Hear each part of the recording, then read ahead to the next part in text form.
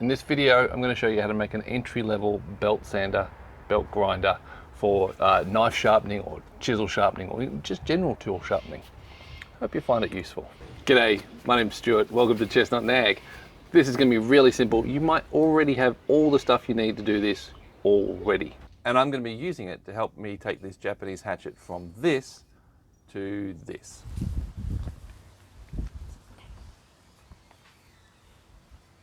Now, I've been using this old thing for years and it's finally died. So I'm now in the situation where I don't have one. Now you can buy one of these new for about 200 bucks. They're pretty cheap, but it's 200 bucks. So if you can make one with what you got on hand anyway, then why wouldn't you? I've got a Makita belt sander and this GMC sander. Now these were rubbish. Now if you're watching from overseas, I don't know whether you had the GMC brand in your country. Here in Australia we had them for a while. But they were rubbish. But they had a really good guarantee, which is if there was any problems with them, you just take it back and you get another one. So this is, I think from memory, the 5th belt sander that I had from them. Actually worked out to be a really good deal. I can't remember how much it cost me, but every time you took the one that broke back in, you got a whole new set of belts. Now in my sandpaper drawer, I've got a bunch of, yes, I have a bunch of belts, hurrah! And so, in terms of getting, very cheap belts, it actually worked out to be a good deal, even though the tool itself was so rubbish. But this one has, just for some reason, they must have got it right in the factory, and this one has lasted, because GMC went out of business years ago. Now I'm going to need a bit of wood. It needs to be a bit of wood I don't care about. There we go. Bit of hardwood with a bit of wane. And we also need a thin piece of wood as well. Alright, we'll grab that. Now I suppose before we get too carried away, I should test if this thing still works. Well, it doesn't sound great, but it still works. Thin bit of wood goes down and we do a clove hitch on that.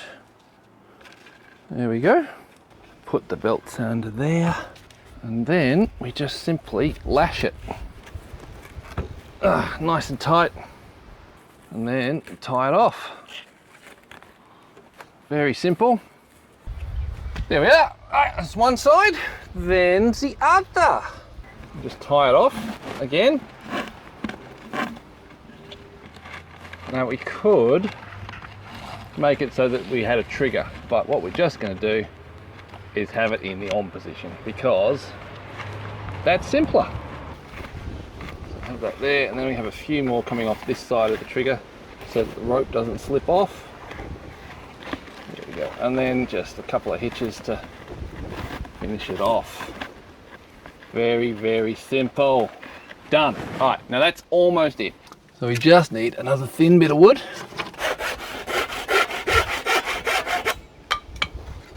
If you've lashed this up well, it'll be tight. But if you haven't, that's what this mechanism is for. So we stick that in there and we get our hammer and it just tightens everything up. Now as you're using it, these might flex a bit, they might get a bit loose, so every time it gets a bit loose, you just tap these in. And we put the short one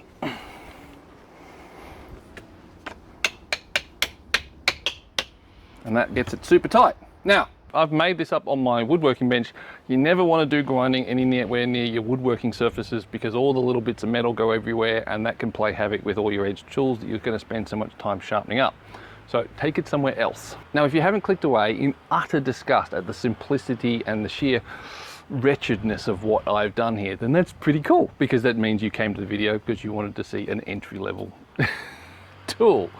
It'll get you started, or in my case, get you restarted. I've already done the video on how I've used this thing to restore a hatchet for a friend. That's the hatchet you saw at the start of the video, but I haven't shown you just how sharp I got the thing, so I'll show you now. Actually, I did, didn't I? So I guess there's no point in hiding my haircut and my shave. It also probably means that I've already published the video on the restoration of that hatchet because I tend to like to publish the sharpening of something before I publish the shaving video, which is of course also coming, and I'll have published somewhere. Either I'll publish it or have published it actually by the time you see this, either on Chestnut Nag or maybe my original channel, Stuart Chignall, somewhat where I kind of do the goofy things like, you know, shaving with an axe.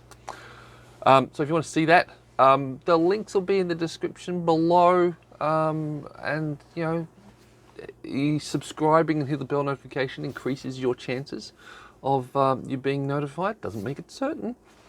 And if you are extra specially inspired by what I do and would like to support us more, remember, sharing videos is caring. Really helps the artificial people think that the video is worth other people seeing.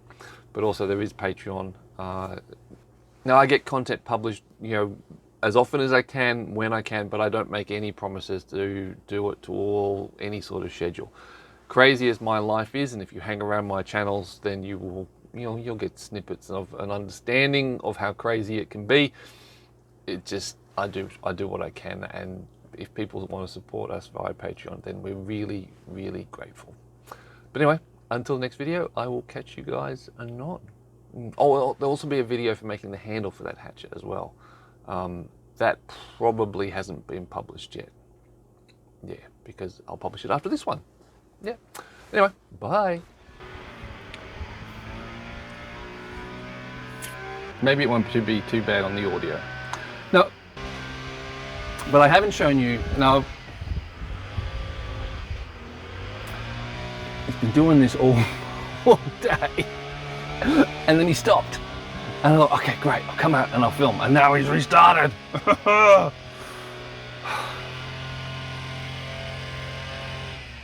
It's not his fault. Sigh.